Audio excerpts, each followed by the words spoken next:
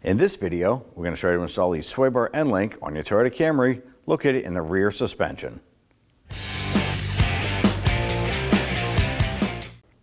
We're going to use our 21mm socket, loosen and remove the lug nuts.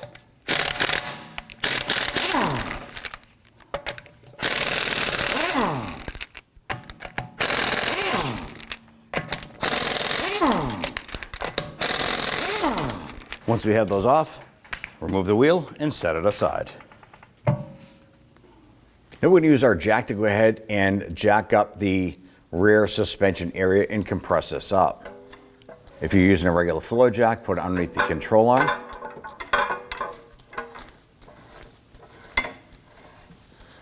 And we're going to raise this up.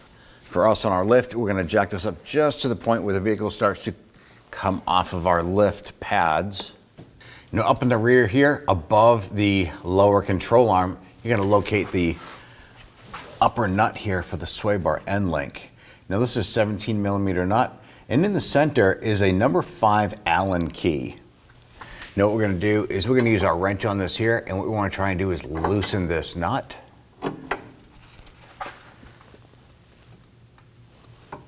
Now, when we jacked up our suspension here, that gives us a little bit more clearance to get our wrench in here to loosen this. If you don't jack it up, it limits you even more.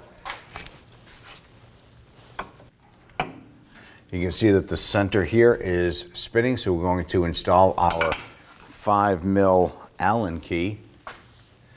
And if you can get a ratchet in there, that may work to help speed things up.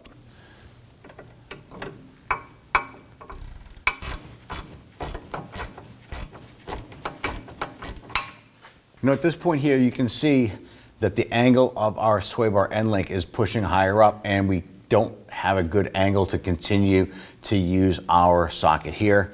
We're going to transition down to the bottom portion here. And on the bottom side here is going to be a bolt going through holding the lower portion of our sway bar end link. Now the bolt head side is a 14mm. The nut is a 17. We want to go ahead, loosen and remove this nut.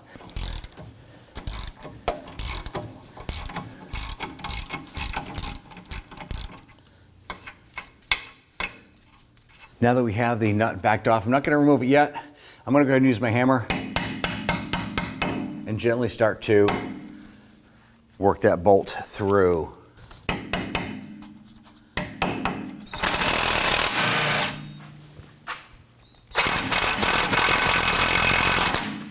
We're going to lower our jack just a little bit.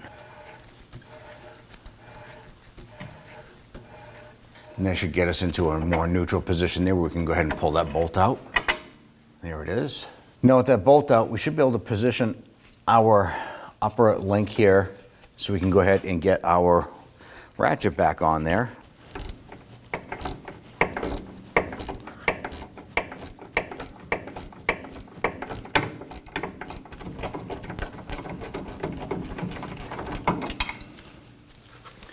And go ahead and work this end link out.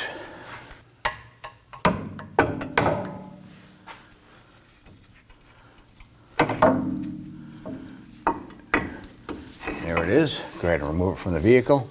I'm going to take our sway bar end link, drop that down inside the rear lower control arm. Now we put a little bit of AWD compound on the threads. I want to push this through, and we're going to get the nut started. And just going to do the reverse of what we had before. All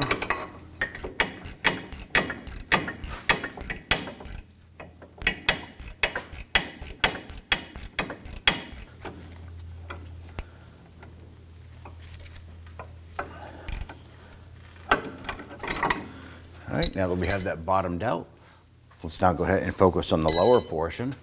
I want to go ahead and adjust this and pivot this in. You can see that this isn't lining up. I'm going to continue to lower our jack a little bit here.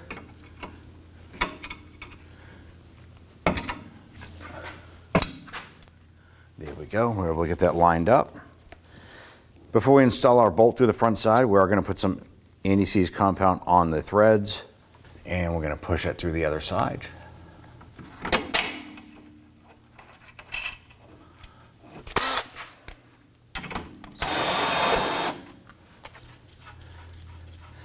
Before we tighten this lower bolt down, at this point here, it is critical that we raise our suspension into what we call a neutral ride height. This is where we jack it up so the vehicle starts to come off of our jack stands or the lift.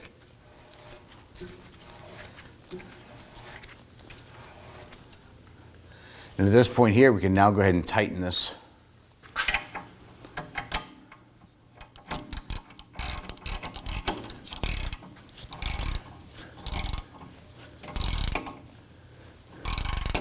The reason why we compress this up and then tighten it is that the metal sleeve inside the bushing is a fixed unit. So if we tighten this down with it in its full droop position and then we lower the vehicle onto the wheels, it's going to cause that bushing to bind and it's not going to do what it needs to do effectively. I'm going to snug this down. Now I want to go ahead and torque everything down. Let's go ahead and torque this down to 55 foot-pounds. We do the same for the top.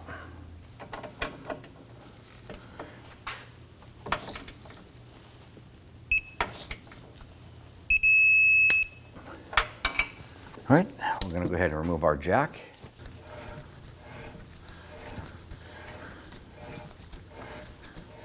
I'll go ahead and remove the jack. Now if you need to go ahead and repeat this process for the other side, you can go ahead and do so. At this point here, if you removed your wheel, go ahead and install it. You can take it for a road test. Install the wheel. Let's go ahead and get all of our lug nuts started, and then we'll come on back and snug them down.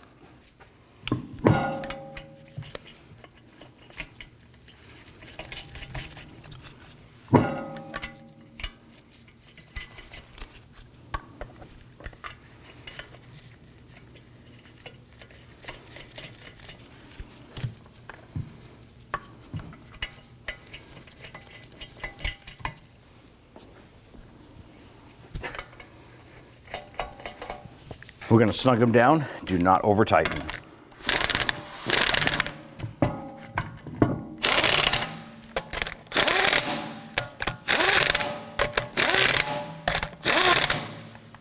Let's go ahead and torque down our lug nuts to 76 foot-pounds. Now when torquing these down, we prefer to do this in a crisscross pattern.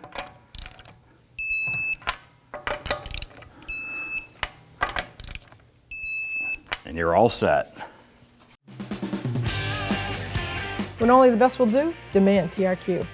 The only company that lets you view before you do. TRQ is committed to offering the highest quality aftermarket auto parts that are engineered for peace of mind. Thanks for using and viewing with TRQ.